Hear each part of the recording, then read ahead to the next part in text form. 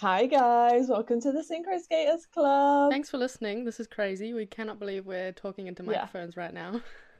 yeah, this is mental. This was a fever But dream like a year we ago. were So literally just yapping in the car and we're like, it'd be funny if we shared this with people, right? And here we are. But first off, I'm yeah, Sabrina. and I'm Afton. And we are just long-term synchro nerds and big Yeah, skaters. big Between us, time. we've skated for probably Yeah, over like 30 years. that's mental. Don't think about it like that. Makes me More feel than we old. haven't. Yeah, yeah, exactly. And this is just a safe space for us to chat synchro, nerd out. We're going to follow the season as it happens. So we'll be talking about all the big competitions and trying to get some really cool guests on. We've got one coming up in a few episodes' time, so stay tuned for that. But yeah, it's just a safe space for us to talk all things It's synchro. gonna be sick. Because why not? And even if we get Yeah, only get two listeners, which would be our mums, hi Sammy J, hi Michelle, yeah. thanks for listening. We'll be stoked. Hi, mum. Anyone extra? Yeah, Amazing, love your work. Thanks for listening. yeah, yeah. We're just two girls that are overly passionate about a Some might sport, say and we just love crazy. it. I think any synchro skater is a little Yeah, bit bonkers, I think crazy. if I'm honest. Yeah, 100%. You gotta be a little bit Yeah, crazy, right? it's like horse girls, synchro girls. But on Yeah. ice. Yeah. Anyway, enough about us. Yeah, we're going to chat through the season and talk about the highs and lows of the sport and get some people with actual like qualifications to talk about it and not just two Yeah, girls that people that actually want to probably have a talk. better idea what they're So talking about than just us, but that's okay. Today's episode is called What in the World of Synchro. So we thought we're going to go back through the archives, look at the history of the sport. almost Back to 200 the years. Did you guys Yeah, know which is that? kind of crazy. I didn't know that. Debatable. It is a little Yeah, debatable, but we'll get there in a second. yeah. But yeah, what in the world of synchro? We're going to start with the definitions first, because we love Wikipedia. So let's see what they say. Synchronized skating, often called synchro, is an ice skating sport where between 8 and 20 skaters perform together as a team. They move as a flowing unit at high speed over the ice while performing elements and footwork. Very good. Interesting. Yeah, I think Not that's bad. what we do, right? Yeah. I'd say that's pretty Yeah, accurate. yeah. And then we have one more from the ISU, probably a slightly more reliable source, one might say. They are our governing body, so pretty good. Synchronized skating is a team sport with 16 skaters plus up to 4 alternates. It is a highly technical form of figure skating, yes it is, characterized by a harmonious combination of speed, precision, unison, intricate formations, synchro elements, difficult footwork, spectacular lifts, They are and spectacular. exciting transitions. Very exciting, aren't they? Whoever wrote that was a fan of synchro. Yeah. Big up ISU synchro definition, right? No. I I think that's that's pretty good. yeah. I think that's Pretty what we accurate. do. So, if you're listening and you just like Sabrina and Afton, you follow one of us or know one of us, and like, wow, they do this fun sport every now and then that I see them post about. This is what it is. This is Yeah. the definition. Yeah. Some of my favorite other ways of describing it are a flock of birds. Personally, I think it's kind of cool. When you see birds flying around in the sky, they all doing the exact same shit at the exact same time. Afton's laughing at me. I think it's great. Why are you laughing at me? Oh, And then look, Sabrina, never change. when there's a dud bird that falls out the sky or like drops out, that's when someone falls over. It's the exact same thing. Oh, Sabrina, never change, never change. Anyway, enough said. I think we all know what synchro is, but it's just sometimes interesting to look at those definitions, right? Very much so. I agree with them Flock in of whole. birds. Flock of birds. That's what we're gonna call synchro in this podcast. Okay, if we look to the history of synchro, as we said in the intro, it goes back nearly 200 years. Up for debate, agree that, but yeah, that's crazy. So in 1838, in the UK, which is mental, that Yeah. the UK was the first kind of, you know, example of synchro. Oxford Skating Society held a competition where 12 skaters competed together, most likely tracing each other's figures, yes, But still, but still, that's like your first It- evidence of synchro in it's a team. 1838. Pretty It's cool, a team right? of people doing the same thing on the ice. Yeah, mental. Okay, we'll take it. Then we kind of move forward a little bit to maybe like 100 years or so, but that's fine, to about the 1940s, where we have the ice capades. I'm sure many people have heard of it. If you haven't, they're a very old school travelling skating show where they'd have former Olympic and national champions come and perform to big crowds. I think it's like, what is it called now? Stars on Ice. Yeah. Similar to Yeah, that, what they something do like now that. with the figure skaters, yeah. But that was started in 1940, and it was described as rocket style shows. So the what are they called? The New York Rockets, Yeah, yeah, the ones that come out at the Christmas. kickline Yeah. dance team. Yeah. Yeah, that sort of style performance. So all connected in some way or another, or doing the same thing, Nice. or showcasing both their individual skating skills and the team things. They had people like Peggy Fleming and Dick Button, who were very important figures in the history of figure Yeah, skating. those big early names, right? Yeah, so they had those sort of shows, and then there was also Holiday on Ice, which was a very similar thing that was founded in 1942. Both of these in the USA, by the way, founded in the US. And Holiday on Ice in particular was known for a kick line and a pinwheel. So sounds kind of familiar. Cool, right? I would say. Yeah, Pinwheel? very cool. Very I familiar. think we do something like that now. Yeah, massively.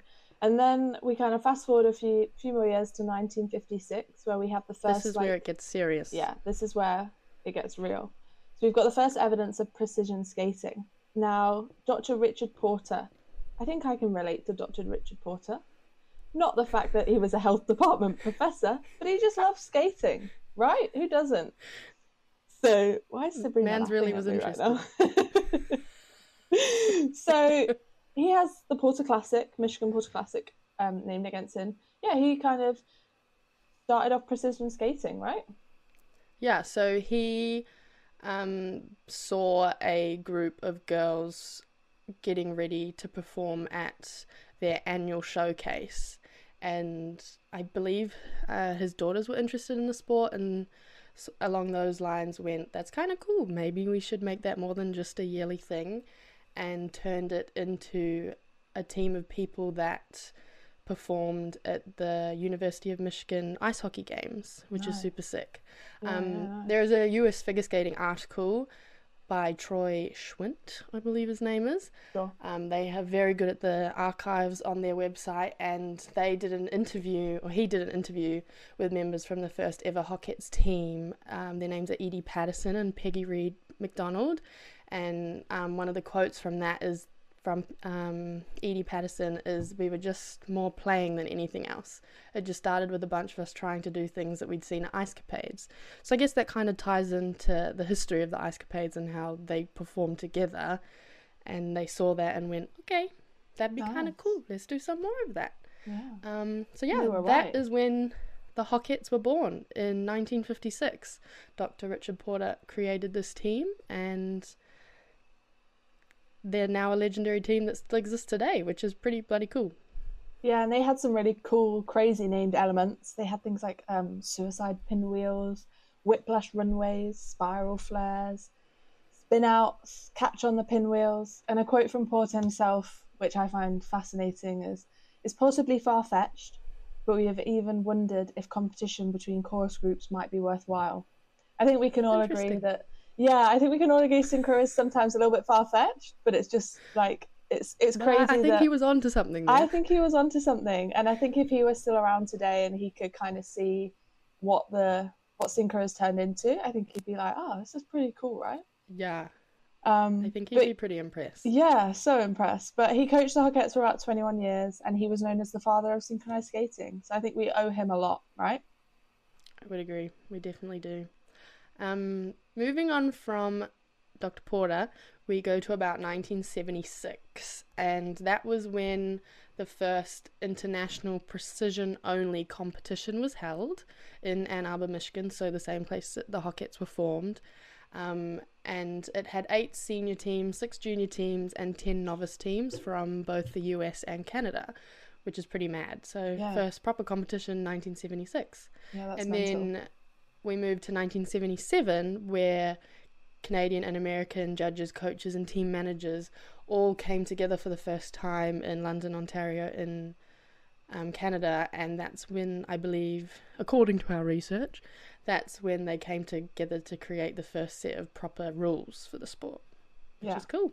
Yeah, that's pretty cool, right? Imagine what they sat there thinking about, like the death pinwheel or whatever else. These are the elements that you're going to have in our programs moving forward. Yeah, I would have loved to have been a fly on the wall in that conversation, right? Like, can you imagine? Yeah, mental. Imagine what they'd think about the rules now too. Yeah. It's a whole nother topic. Yeah, that's a whole other episode. Anyway, we fast forward to 1983, and we've got the first national championships that we could find for any country was in Canada. Now, Canada are taking synchronized skating by storm right now, right? And I think it's pretty apt that they were the first national championships that were ever held by any country. But it's also kind of odd that they had that after the first international competition. Yeah, I agree. I guess maybe they didn't have enough interest until then to have their own. Yeah. And I think we can all agree, right? Synchronized skating is the less popular discipline of all of them. So I think it's maybe not taking that traditional path that we see other ice sports taking. It's only now that we've been able to have like Grand Prix events and all stuff like that. So yeah, I think it's, like you say, interesting. Untraditional from the beginning. Yeah, but I kind of like it. That's why I love synchro. Yeah. We create our own path, right? And then we fast forward another year, 1984. We've got the first precision national championships were held in the USA in Bowling Green, Ohio, and they were won by the Fraserettes. So the US clearly I'd never heard of them before. No, they clearly like teams with "ets" at the end, right? Like Hawkettes, Fraserettes, Rockets. Yeah. Very, very American. Yeah. So interesting. But cool. Very awesome. From this same competition, the first nationals. Thank you again to US Figure Skating for having such great deep dive into their history. Great archives.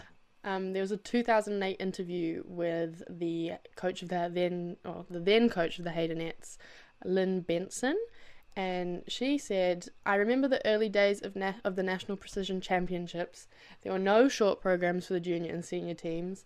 Teams would submit cassette tapes. The big bangs were the in hairstyle, no buns or slick back hair, and each team would receive a 5-minute warm-up prior to their skate, a bit like figure competitions now, I guess." Yeah. Then she said they would get on the ice with their sweaters and come back to talk to their coach before their program.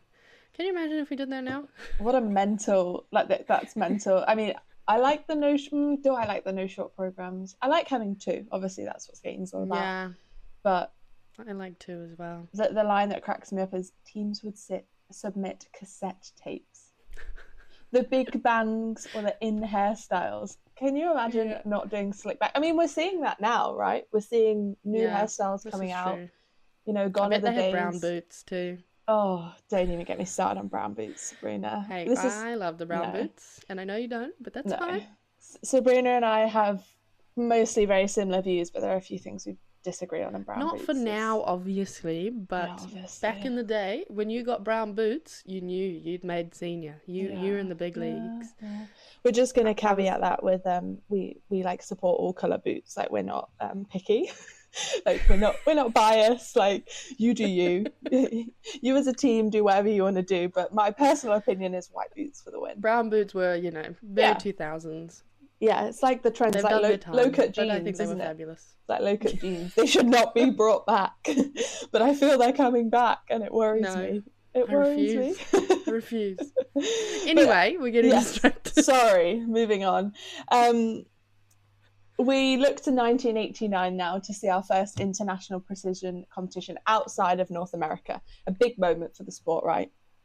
So in Maldenhall, Sweden. Apologies, any Sweden peeps that are listening, and I've pronounced that wrong. I'm very sorry. We definitely will be butchering names. Yeah, it's not a strong point.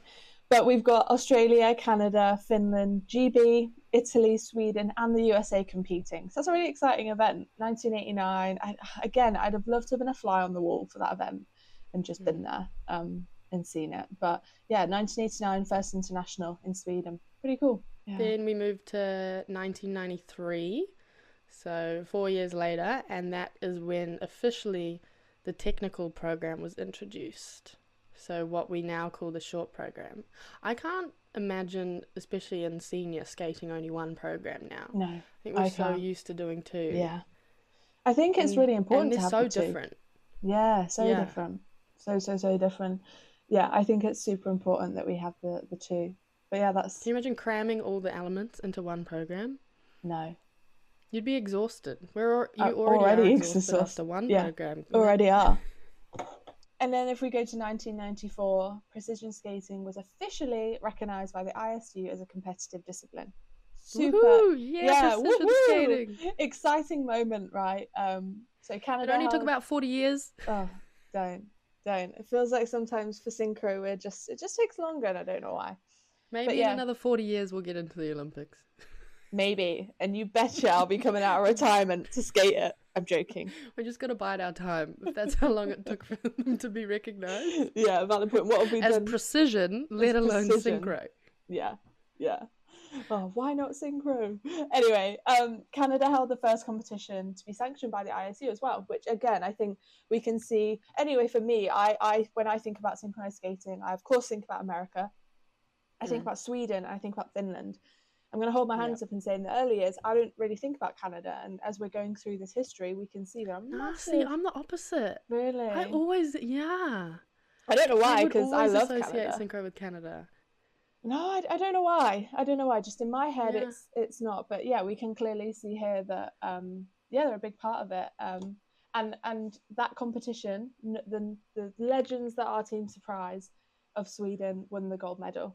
A team that I don't think are around anymore, but viewers, correct me if I'm wrong. Les Pirouettes of Laval in Quebec won the silver.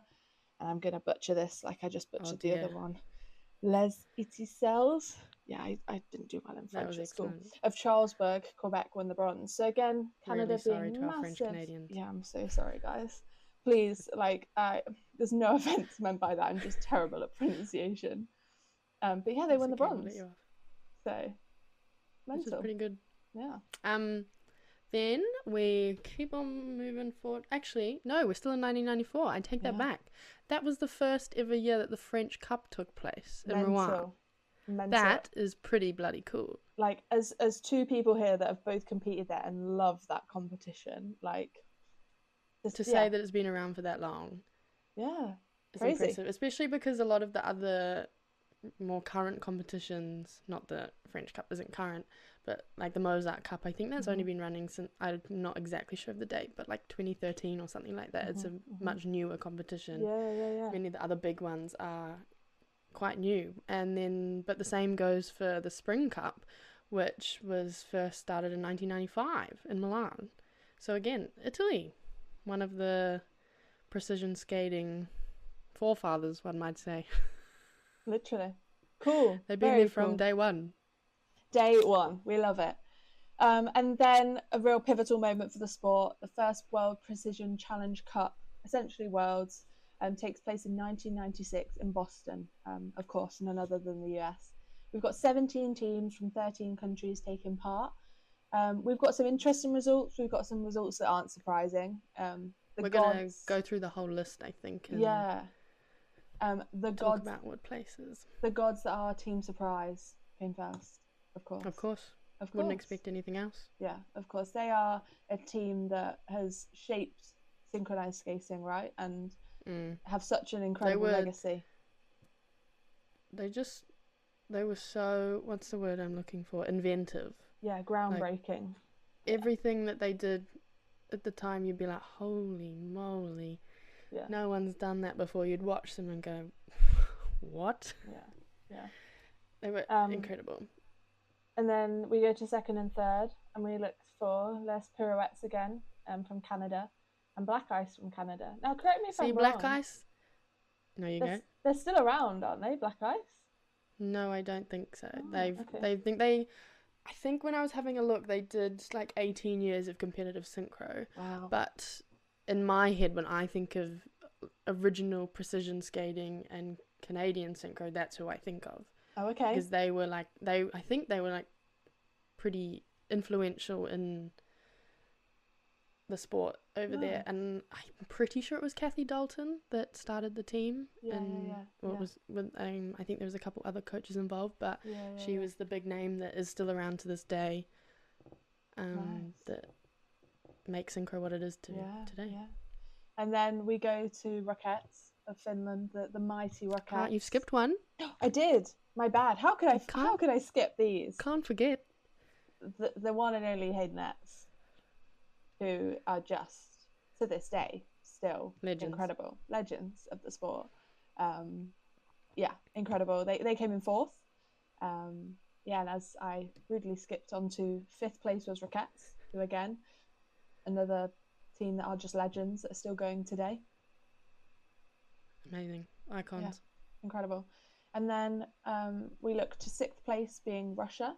Interestingly, they only sent one team, so maybe the sport was just didn't pick up as fast there. And obviously we know now they've got two multiple strong teams, but they send two really strong teams. So interesting one. Worlds, I don't think Dream Team's still around either. No, I don't think so either. It's not one that I've heard of, but again, viewers, correct us if we're wrong. This is learning for us all, right? And then again, another absolute legendary team that is Team Unique.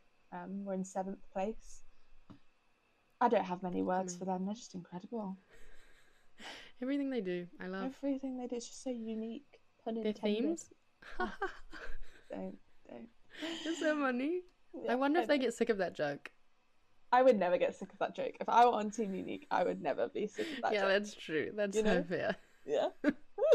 And then we look to, again, another team that's still around today, Hot Shivers. Came in 8th. I guess this kind of makes sense, especially if the Spring Cup has been around for such a long time too. Yeah. You wouldn't expect Italy to be at the beginning of precision history, but they are there. Yeah. And they do have some very, very strong skaters and very, very strong teams at the moment. So yeah, they do. It's again another one of that group of teams that are really fast progressing up the standings, right? Yeah. So, good for them. They put in the groundwork back in the day. Yeah. Number 9, interesting name, Tokyo's Women's College. They came in 9th, which is cool. Japan, obviously. The prospect that is a school and they skate at school is like... It was pretty cool. Yeah, so cool. Can you imagine? Yeah. Incredible. That's pretty progressive for 1995 for a women's sport. Yeah, very progressive, right? And then I wonder if they have any connection to Jingu. Yeah, any Jingu skaters or Tokyo Women's College skaters that are out there, please let us know. That is our optimism that you're listening. Thanks. Yeah, guys. I know, right? The optimism that we've got people from Japan listening to little Sabrina and Afton chat rubbish about Synchro is entertaining. Anyway, and we're going to move on to 10th place. Special place in my heart here, Team Britannia, GB. Big up GB. Look at that, 10th place. Pretty good. Out of 17, even if I do say myself. Team Britannia. Such a British patriotic name, isn't it? Yeah, such a patriotic name. And then we move down to Starlight, which is Switzerland. They're still going. Yeah, they're still going. Yeah. Cool. It's really interesting. It's just so interesting that some of these teams are still going. What have stood through the test of time, however you say the phrase. Massively. ESMA Precision Team Hungary is in 12th place. Interesting. I wonder what that stands for. Yeah. Cool. Again, wonder if it has anything to do with passion. Yeah, maybe. You never know. And in 13th place, we have the one and only, special place in my heart for these guys, Miami University. Precision team at that point. Obviously now we just know them as Miami University. What we saw them this year, incredible. I mean, we've seen a fair few of these guys this year, but I don't know, Miami is just... Something about the way that they perform is just... there. Yeah. Oh, yeah, I remember sometimes that's something that the American teams do on a next level compared to the rest of the world. I remember sitting in breakfast next to them. I think I was opposite you at the time, and just having a little moment where I had to gather my thoughts. Yeah, we definitely did. Yeah. We're like, do we go say hi? Yeah, what do we do? Do we like... I'm a really big fan. It's like when I've seen some of the Finnish teams at competitions and I look at them and I'm like... Oh, we're so watching, we get starstruck. Their aura that they walk with is like incredible. We're just watching with our mouths gaping, like, hi. Like we said, guys, this is a safe space to nerd out. Completely safe space.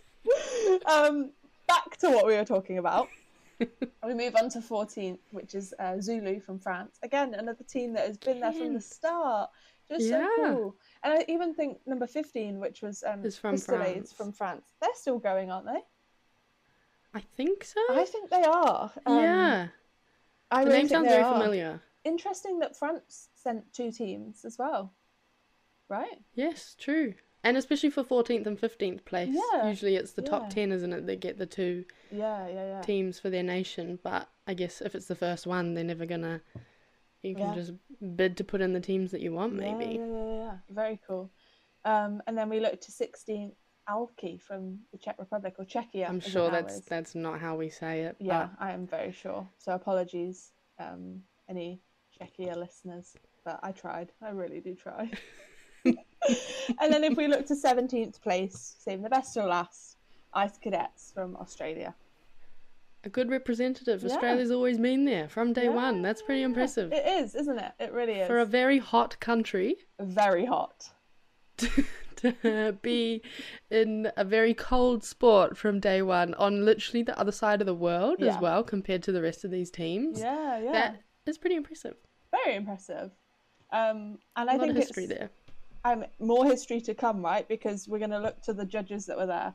And I think you guys are going to recognise some names. Oh, yes. This one really got me. So we're still on this first Precision World Challenge Cup. The judges at this competition, there was 9 judges, and there's 2 names that we're definitely going to recognise. So one of them is Mr. Christopher Buchanan. There from day one. He was head of the Synchro technical committee for a while there. He is a legendary judge, tech specialist, all of the above, big name in Synchro, so huge. Gotta know who he is. And then we have another name on here, Mr. I'm gonna butcher this, I'm really sorry. We've got 2 more. 2 more that you'll know. 2 more, sorry. But she is a assistant referee. This first one is still a judge, Mr. Leon Lerge. Crazy. Does that sound familiar to anyone from Sweden? I'm sure that rings a few bells. It's got to.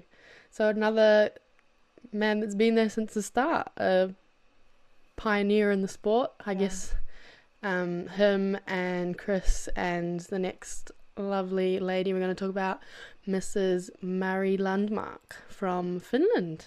Yeah, those big names. She has a competition named after her in Finland as well. She is a pioneer of Synchro in Finland.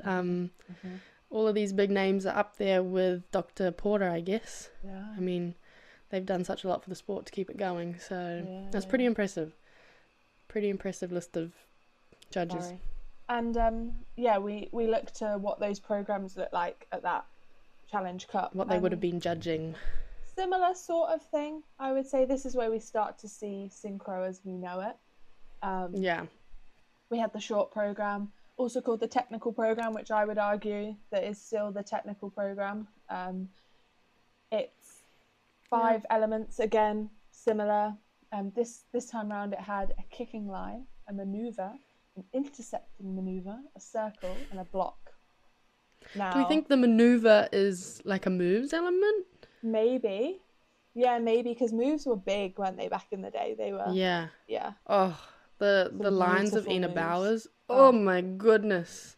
Stunning. A dream. Right? Stunning. We've got... I like seeing those original elements like a circle and a block. I would love for a skater from that Precision Challenge Cup to come and see us now doing the blocks that we're doing in like pyramid formation. I feel like they were so much more connected. They were. It was more about skating as one, wasn't it? Yeah, it was so much closer together. Everything was joined. Everything...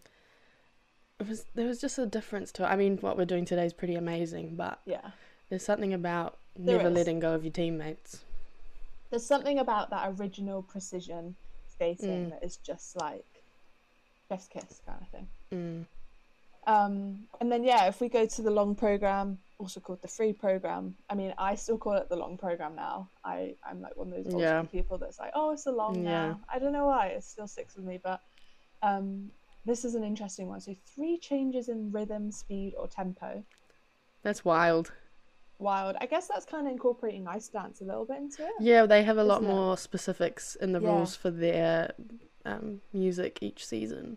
But this is the crazy bit, and I'd love to see how they judged this. There was no requirement for elements. You're basically just giving all the coaches free rein to go as crazy as they want. Can you imagine? We had it was kind of, the focus was on innovative moves, creativity, some technical elements, but not a lot really compared to the short. Can you imagine? Oh, that would be incredible. I'd love that.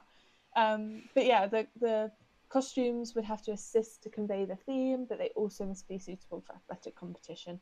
Similar to now, I guess still really. Quite similar, yeah. Yeah, I think we are seeing more and more that costumes are changing and they are becoming very theatrical, I think. And that's not, it's either one or the other. It's either very theatrical or more practical. Like there's not really an in-between. And I enjoy the theatrical side of it, but I don't know, is that moving towards theatre on ice maybe? Maybe. I'm not sure. Oh, that's a whole other topic, hey? Anyway, that's one for another day. Don't you worry, it's coming. It is. It's coming. But I was going to say, it's not just synchro where all that costuming's changing. I've been watching the recent Grand Prixes, and some of the costumes, it's like, is this a show or is this a, you know, it's just a ever-evolving sport. Especially with ice dance, like the 2 is different than... True. Well, back then they would have had, 24? Mental, I think was the max number of people. 24, mental. Then 20, and then shrunk again to 16. Crazy. But yeah, the programs were scored with 2 marks out of 6, 1 mark for composition, and 1 mark for presentation. So different scoring numbers, but still splitting that down into the 2. So similar-ish. You know, we can see lots of similarities, can't we? Yeah, definitely. This is when things start getting a little bit more interesting, everybody. Yeah. This is when now synchronized skating comes into play. In 1998, precision skating officially adopted the new name of synchronized ice skating. Woohoo! Synchronized skating is born. We love it. Yes, Synchro! Woohoo! The next year, 1999, is when the last World Precision Cup is held, and that is in, I don't know if it's said Gothenburg or Gothenburg. I feel like Gothenburg is like the Swedish way to say it, maybe. She's good at pronouncing. I'm not. I'm very sorry if I have butchered it, but I think that's the right way to say it. But anyway, that's where the last World Precision Cup was held. And then one more year again, so in the space of 2-3 years, we had the new name, last Precision World Cup, and then in 2000 we had the very, very first World Synchronized Skating Championships held in Minneapolis. Obviously, USA, where it was born. Makes kind of sense that we come full circle and start again in that place. And it was won by, of course, Team Surprise. And I'm not surprised. Ha. No. No pun intended. So no, they are. I know. They are the gods. I'm so sorry. Don't apologise. I like my nerd. They are the gods of synchro. I think I shed a tear the day that team retired, disbanded, whatever you want to say. They're just incredible. Incredible. We move on to 2001 now, where our first ISU World Junior Challenge Cup was held, and I'm not even going to try and say this. I'm going to hand it over to you. Shall tell. There we go. Thank you. In Switzerland. And it was won by Team Fantastic from Finland, probably one of my favourite junior teams. They are incredible as well. They are innovative, new, fast, just amazing. The way that they do the juniors in Finland. Oh, it's incredible. The way they do every grade in Finland, let's be honest, but... Sabrina and I have always told our mothers that we were born in the wrong country and that it was very disappointed, unacceptable that we weren't born in like Finland. If they could have met 25 years ago, no, maybe if they could have met 26 years ago, decided that they needed to move to Finland so that their future daughters could grow up in Finland and skate over there, that would have been ideal. So we're severely disappointed, but it's fine. And our mothers know that. We remind them that on a daily basis. All the time. Fast forward about 10 more years, 2013, we've got our first Junior World Championships. And I think more and more now we're seeing the importance of the junior category as well as the senior category, right? Yeah. I think it's a really important feeder way into the senior teams, and Because yeah, you I think really can't have a senior team without the junior feeder, because no, there's no way to sustain that. I think we've yeah, seen that a lot, where if you don't have a junior team to feed into that senior team, your numbers, you don't have the trials, you don't have people. You need the skaters. We need the 16 people. And I think that's felt by perhaps not those top teams in the world, but certainly those even middle to the lower end. Like, we need people. We are everywhere is struggling for people. We saw last year, didn't we, with the change in rules, or the year before, teams are struggling for numbers and having to go Elite 12, I mean, and that's just yeah, sad, isn't it? Because it's such a cool sport, yeah, right? yeah. But yeah, anyway, that first Junior World Championships paved the way for it to kind of become annual, because it was only supposed to be every other year. There was a Challenge Cup and then a World Championships, but hey, 2017 was the year it came annual, so that's pretty good. Then we are again jumping forward another 2 years. We're going to hit 2015, and that was when the first petition for Synchro to be included in the Olympics took place. Yeah. So, that one's been going for nearly 10 years now. That's crazy. Yeah. Like, still not in it, but that's okay. Yeah. We will be. I'm a big believer we will be one day. Maybe another 40 years' time. Yeah. So we'll be still running this podcast in 2055, and we'll in 40 years it'll be 60. It's 2020. No, because it started in 2015, didn't it? Oh, okay. Between Sabrina's like a bit of a... I can't do math. Yeah, we have our strengths, and we both know what our strengths are.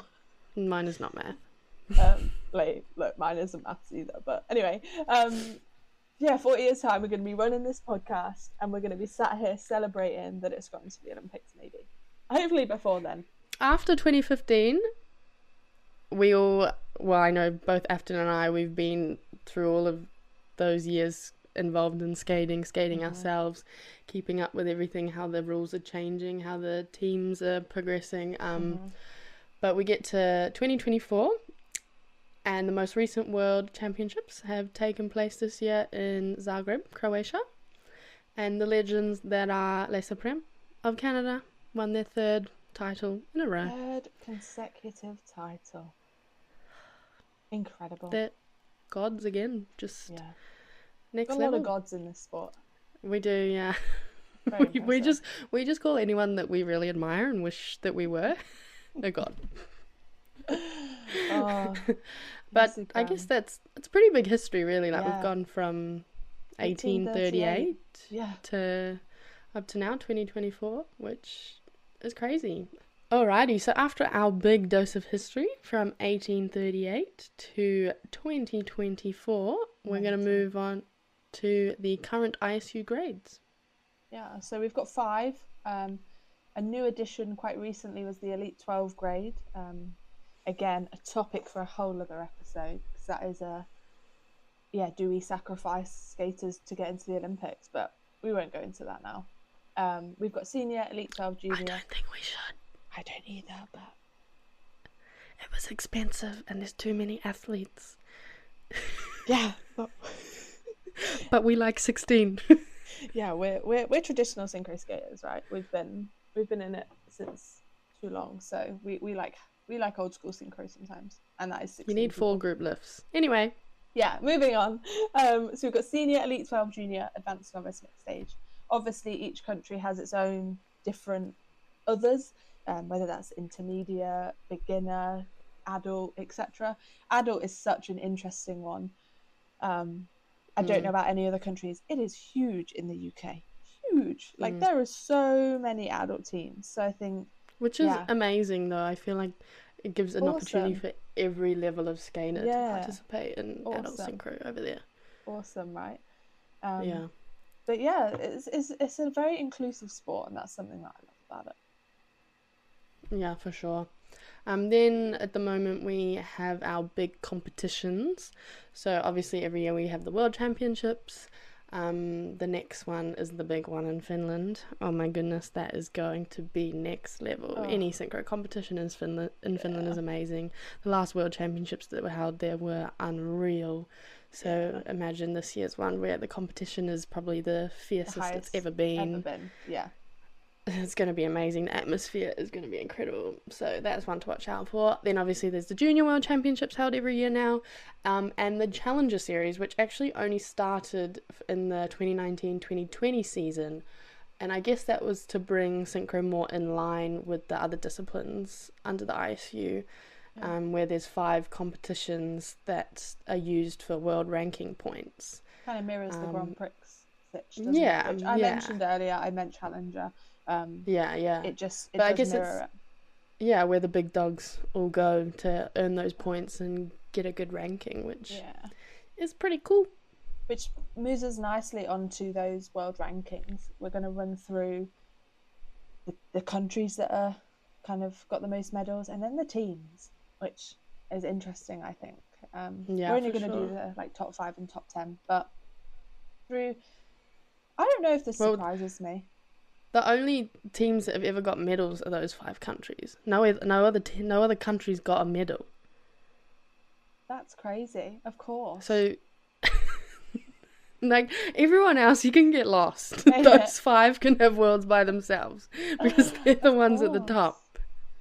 Yeah, of course. Anyway, those 5 teams go. So we got Finland at the top, which doesn't surprise me, but it does. No. It does a little bit. Yeah, it does. I know Sweden have been out of the game a little bit now, but I don't know. I just thought Surprise was so dominant. Yeah, but even when Surprise were at the top, Finland was next. Yeah, but it's still not gold medals. Surely. Yeah, because gold are, they're the good one. They're the... Anyway, Finland second place is first loser. Oh, God. Coming from Miss Sabrina herself, who has a big fat 0 medals to her name. That's me. I mean, neither do I, but I think I've got like a Winter Cup in Belgium medal or something. Anywho, Finland at the top with 9, which is incredible. Incredible. Sweden next with 6. This is gold medals, by the way. Canada with 5, which they have got those 3 in the last 3 years. That is Yellow insane. Supreme. Yeah. And even if we looked at it recently, I can't exactly remember when Nexus got their gold. Was it 2017? I want to know. I think it was 2015. I think you're right. It was 2015, wasn't it? Yeah. So because it was in Canada. Yeah, it was. 4 of those 5 have been in the last less than 10 years. So Canada have really been up in their game, which is awesome. Russia, we've got 3. And the US, although have no gold, have plenty of silver and bronze. So keeps them on the tally. Yeah. But again, I feel like it's those 5 countries that have been there from the get-go of Precision. Back when it started, they put in the time. They've been around for yonks, and they're the ones that it pays off for now, I suppose. Yeah. So they're also cold countries. Yes, very valid point. They are. I mean, I know the US has very warm parts, but there are also some very, very cold parts. Is this the Kiwi in you trying to find, the reasoning that New Zealand and Australia why it doesn't exist here? Metals? Yes. Because I can't use that argument for the UK because we get snow. No, the UK is... we get snow, so... Guys, come on. Anyway, moving on to medals by team. The legends that are Team Surprise at the top with those 6. Marigold with 5, Rockets with 3, gold again, guys. Paradise with 3, Les Supremes with 3, Nexus with 2, Team Unique with 1 of each for Team Unique. Interesting. That's crazy to me. It is. Those countries like Canada and Finland that have 3 incredible teams. I mean, more now, but they have so many teams fighting for those 2 world spots. I just feel for them. I mean, I'm so excited to kind of watch that as this season progresses, especially in Finland with the battle of worlds there. It's going to be such an interesting season. Yeah. And then again, Haydenets, Miami and Black Ice from Canada all sat at the bottom with no golds, but of a combination of silver and bronzes between them. Interesting that Black Ice is the only team there that's not, I mean, to my knowledge, isn't still going, right? But maybe it is if it's still on the tally, who knows? No, they're definitely not. They have definitely stopped. But yeah, so I think not a huge amount of surprise in any of those tallies, but still very. I think the total medals is also quite interesting. Not only just gold, but Team Surprise. Okay, Sabrina. Team Surprise have a total of 12 medals, and Marigold have 14. That's insane, isn't it? But they have 7. So Surprise have 6 gold, 5 silver, and 1 bronze, whereas Marigold have 5 gold, 7 silver, and 2 bronze. So they're lower on the table because they got 1 less gold. Yeah. Tragedy. They're chasing it, aren't they? They're chasing that gold. They are. Maybe this year. And then Rockets, they've got 13. So again, 3 gold, 4 silver, 6 bronze. Paradise have 5 in total, 3 gold, 2 bronze. Les Supreme 4 in total. So no silvers. Interesting. Yeah, a bronze and the 3 golds. Cool. Just jump second place. First losers. Do it 3 years in a row at gold. Why not? If you can. I mean, you don't need to do anything else. Yeah, incredible. Nexus, 8 in total. The 2 gold, 3 silver, and 3 bronze. Unique, 3 in total, 1 of each again. Haydenets, 6 in total, so 1 silver, 5 bronze. That's crazy. I thought Haydenets had a gold. I don't know why. No. I really did. Incredible. I thought they were close. Like, this world's just gone. They were so close. They'll be gunning for it this year. You could have heard a pin drop in that arena when they were skating that free program. Beautiful. Stunning. Absolutely beautiful.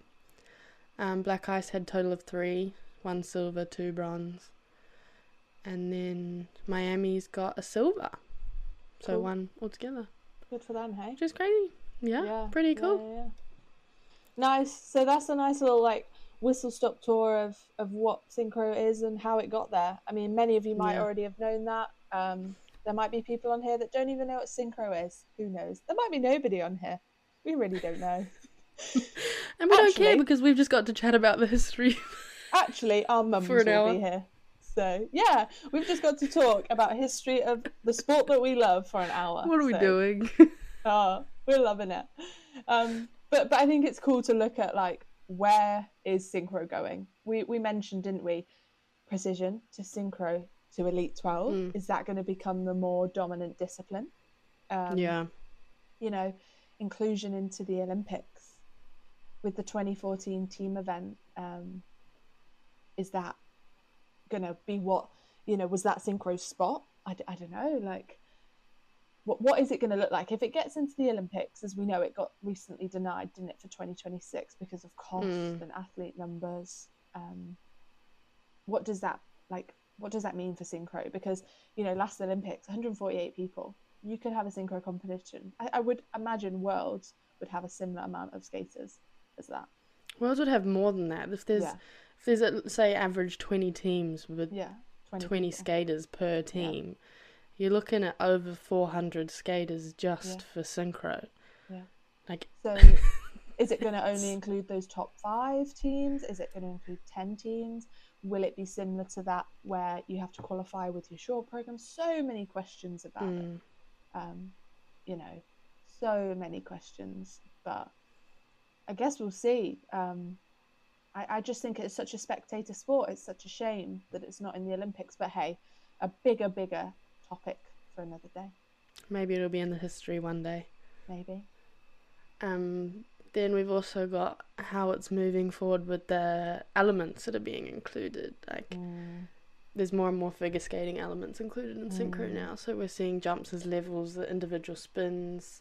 There's definitely more emphasis on individual skill, which is very different from the precision days. Yeah. I wonder how far the levels will go. Yeah, I would argue, are we losing what our sport is? I don't know, are we? Are we just progressing? Is it the natural progression of a sport? There's so many questions to discuss around that. I guess that leads into the gaps between first and last place too, because of how good the top teams are getting and how far behind some of the other countries are getting, but purely because don't have the resources. It's expensive, you know. There's so many things that go into it. But the gap between first and last place at the World's just gone was nearly 200 points. It's crazy when you think about it like that. Yeah, which is crazy. And now they've introduced qualifying TES for the World Championships, which is a combined of 43 for senior and 35 for junior. I guess that's to make the gap smaller and encourage more or less countries to attend. I don't know. Is it going to encourage countries that potentially haven't attended before to be like, okay, this is attainable, or is it going to stop countries from being able to attend? I guess you got to look at the bottom of the scores from Worlds, and you've got who's at the bottom: Turkey, Croatia, the UK, Australia, the bottom. But I know some of those teams would definitely get 43. Yeah, that TES is very achievable for some teams, isn't it? And I'm not sure how much difference that is going to make. Maybe it's just a step in the right direction. Yeah, I agree. Cool. Well, amazing. We've just chatted synchro for an hour. We have indeed. But we're going to slowly close off with the first is a couple of questions that we've got lined up for every guest that we have on the podcast. Yeah. So there's 6 that we're going to ask everyone. Just quick fire synchro questions to see what they're into, see what they like. So, Afton, I'm going to ask you first. Okay. Are you ready? I'm listening, Sabrina. Short or free program? Free. Favourite element? Travelling. Wheel or a circle? Preferably a wheel. Really? Okay. Yeah, I love a good travel. I think it's like the nerdiness in me of like the technicality of doing it. And you picked a wheel. Travel. Yeah. They're so cool. I hate wheels. Oh, no, I love them. Hate them. Absolutely hate them. Spin or jump? Now, this, for those that know me, no, the honest answer is neither. Because I hate them both. Afton's from a time where you didn't have to do either in synchro. Yeah, I am. And then I came back. She went to straight from skate school into synchro. And then I came back to the sport when all of a sudden you had to like do axles. I'm obviously over exaggerating, but I came back to the sport. In her head, a waltz jump is an axle. I feel personally attacked right now. No, I came back to a sport where all of a sudden we were spinning and jumping, and I'm like, if I really had to pick, if you're really going to make me pick, it's going to be a spin. But that's because I'm on the ground at all times.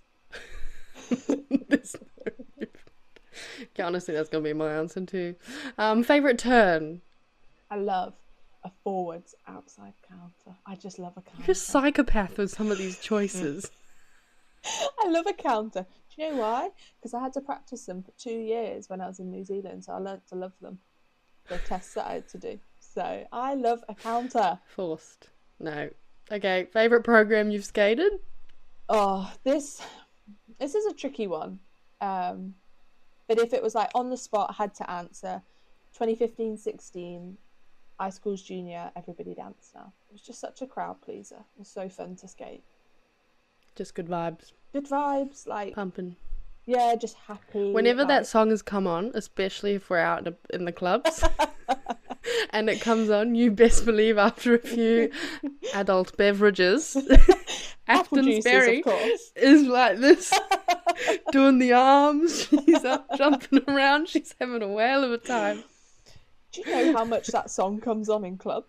It's ridiculous. Yeah, but it's a good song. Every night out I'm on, I'm like, everybody dance now. To this. And she's like, bum, bum, yeah, I know. Bum, bum.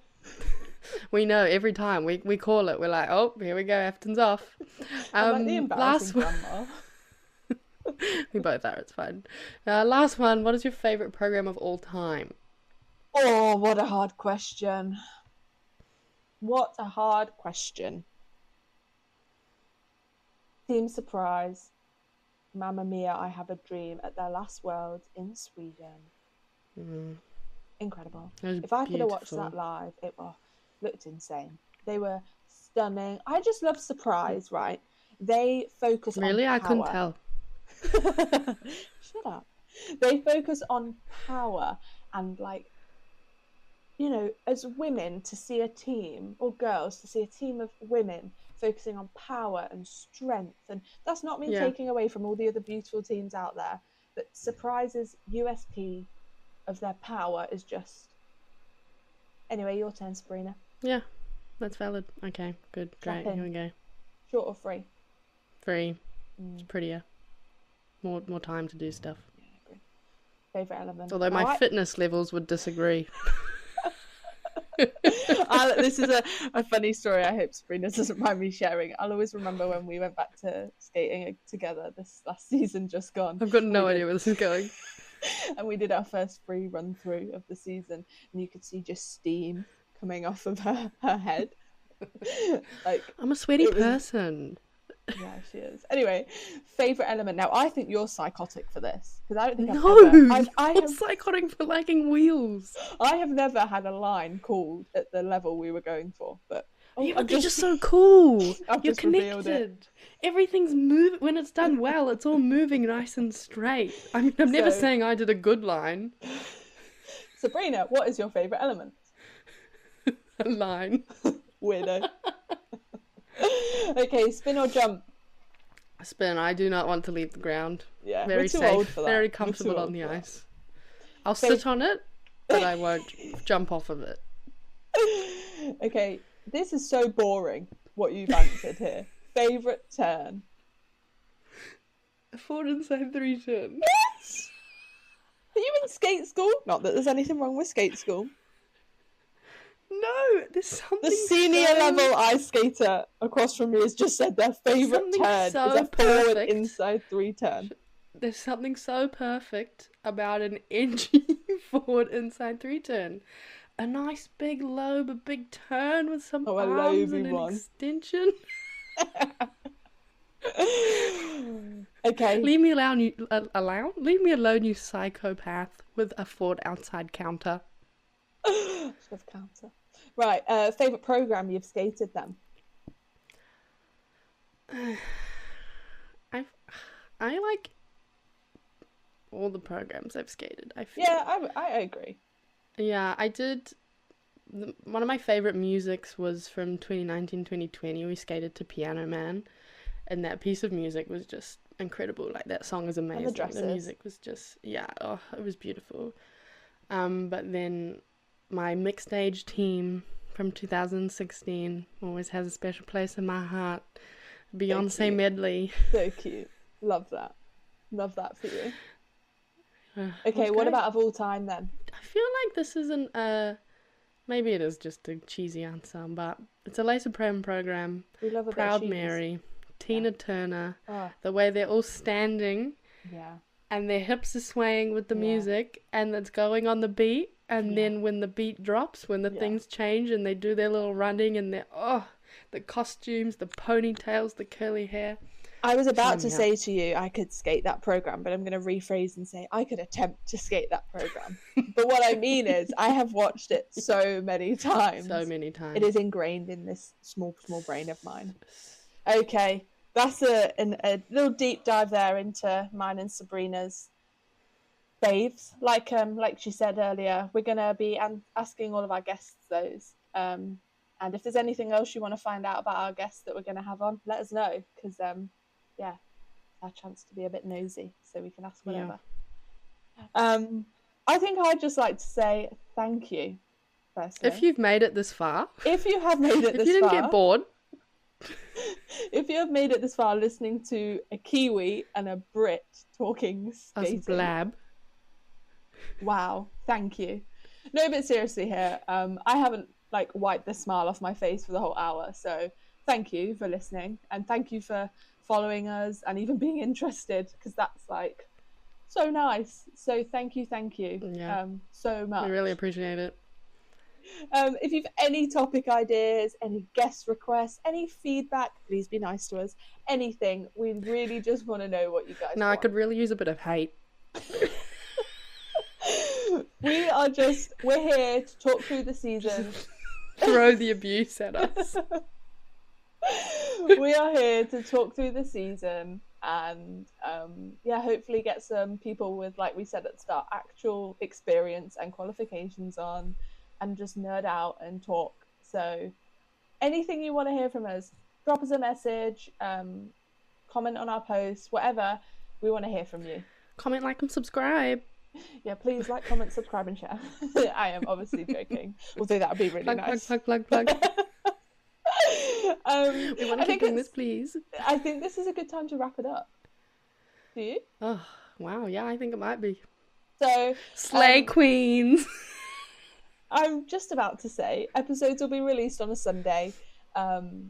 We'll probably keep the topics from you guys for now. It's going to be a secret. Yeah, we like a little keep bit you of on your surprise. toes. Yeah. But yeah, like we said, we have a very planned out list ready to go. We do, and we've got some really exciting things coming up. Like I said, episode 3, we have a really cool guest. So, yeah, keep listening if you want to hear. But thank you. Thank you so much. And we'll see you next week. Lots of love from the Synchro Skaters Club. Bye. Bye.